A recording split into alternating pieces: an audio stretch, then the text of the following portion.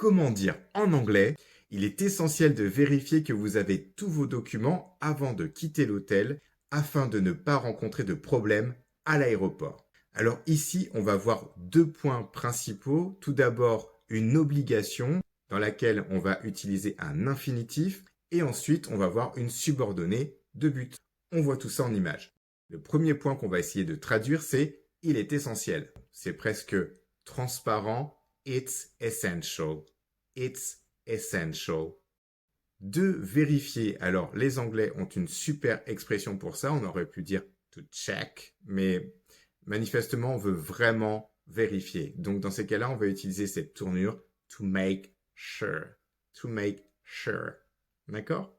It's essential to make sure que vous avez tous vos documents. You have all your documents. You have all your documents.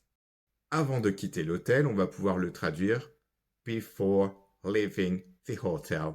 D'accord? Before plus le verbe à la forme gérondive. Ok? Retiens bien cette construction. Before, la base verbale avec la forme gérondive ing. Afin de qui va introduire le but. En anglais, c'est très simple, c'est deux petits mots. So that. So that. De ne pas rencontrer. Donc ici, on a une expression idiomatique de ne pas rencontrer. On va pouvoir traduire cette expression avec une personnification en anglais, avec le fameux you, et on va mettre le verbe au présent simple. You don't encounter. You don't encounter. OK? De ne pas rencontrer. Et enfin, il reste deux problèmes à l'aéroport. Any problems at the airport.